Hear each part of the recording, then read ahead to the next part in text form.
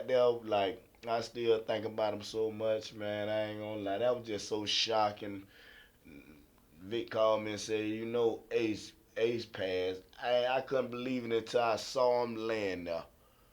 Swear to God to you, Yeah. that hurted me so bad. That was a brother. That was a daddy. That was a bit. That was, you feel me?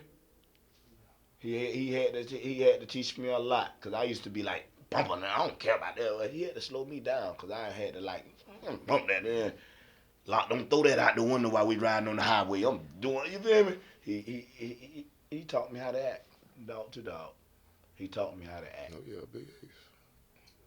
How'd you guys get the name Jam Pony Express? Oh man, in 19, That's a good question right there. Why is this story? 1980, me and Mark had his DJ set. I had my DJ set, and he had records. I had records. We used to borrow each other records.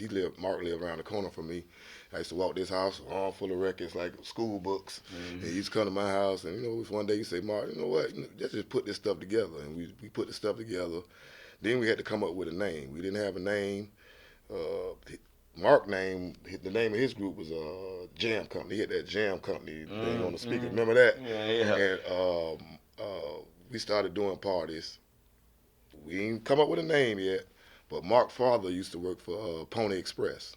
Before the UPS trucks, he worked for Pony Express. So he used to drop us off in the parties in the Pony Express truck. So people was calling us Pony Express already. I hated it because that was the name of the carrier, the service. Yeah. So I hated that name. So, but anyway, I think it was that summer, that's 1980, that summer, I was going to, middle school then, right? A lot of No, I was going to BA then. But no, I was at the Lakes. I was at the Lakes when we started Pony. So you're talking 80, 81. I went to BA. But I told Mark when we was getting ready to paint the DJ box, and we still didn't come up with a name. Mark wanted to name the group Jam Company, but it was a group out before called Jam Company, and I didn't want him to use that name because I say someone had already used the name, even though they're not using it now. I didn't want Jam Company. So I say, Mark, I don't care what you call the group. I was going to Georgia for the summer. I say, but whatever you call the group, I don't care what you call it. We're going to be the shit. I remember saying that. And then when I came back, Mark had the box spray painted. He had the horse on it with the cowboy, with the silhouette of the horse and the cowboy. And across it, he had Jam Pony Express.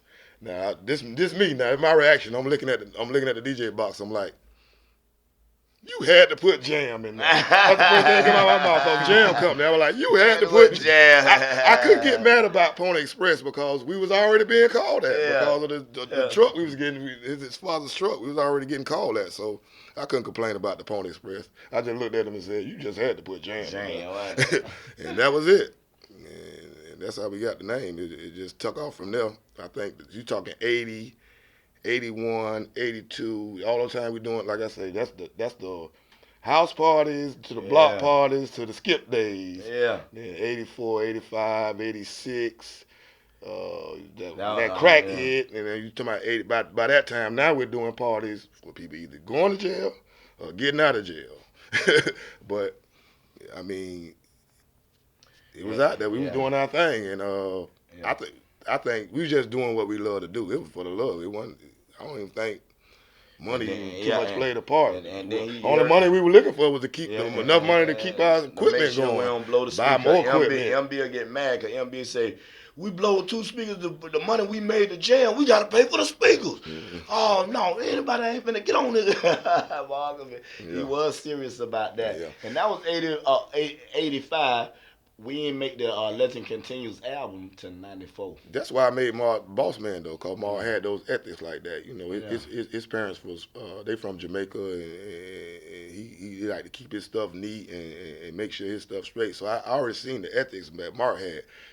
His name was Dr. Rock then. When we first started DJing, he was Dr. Rock. But I called him MB, and he started calling himself Mr. MB, and I started calling him Boss Man. That's the Mr. MB. Yeah. So y'all could go to him when y'all start having problems, because I didn't want to deal with nobody's problems. I just wanted to party and have a good time. I didn't want to deal with nobody's problems. I say, so you Boss Man MB. Anybody got a problem, they come to you. They want to party, they come to me. Because I wasn't feeling none of that. It was all about good time. We started going to Oh man, the parks, and you talking about battle of the DJs, where there's DJs everywhere. People got speakers everywhere. We went to clubs where it was more speakers than people, and I mean, you talking hundreds of speakers and like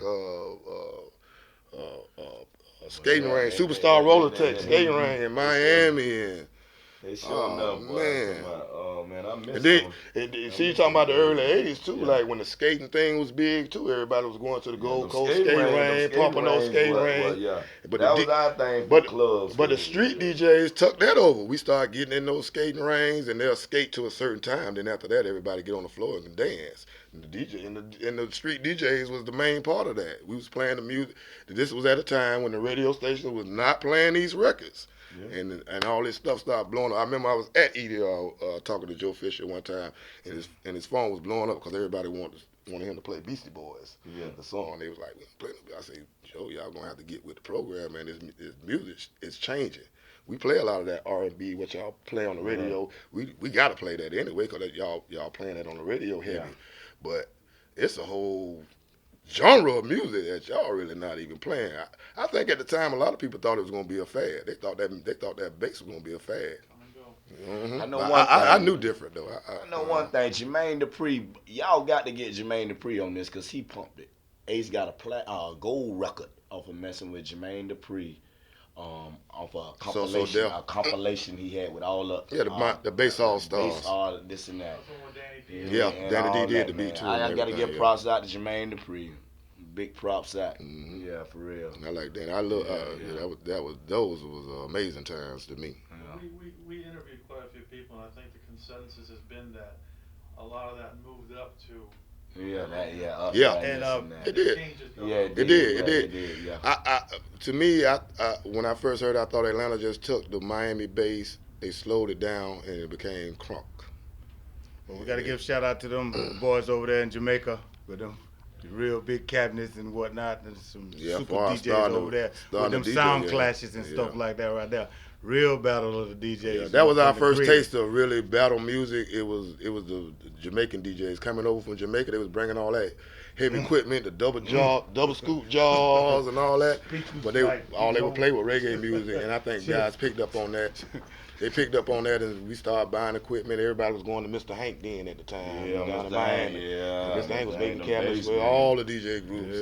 Bass band.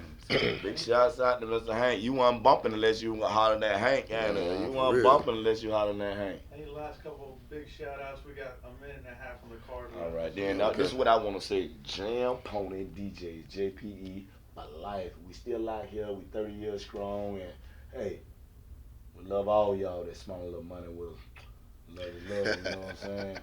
That's real. Look at me in my eye like that. Look. Yeah. Look. You oohing. Yeah, that's what I am. Okay. That's what I'm doing. Well, all I like to say is Slick Vic, that's my name. Making tapes is my thing. Talking shit, I must confess. It's the mouth of the South. Jam Pony Express. You know what it is. You already know. And for the ladies, Panty Raider, Zeke the Freak, and I ain't accepting if you got the draws on, you got to have them off.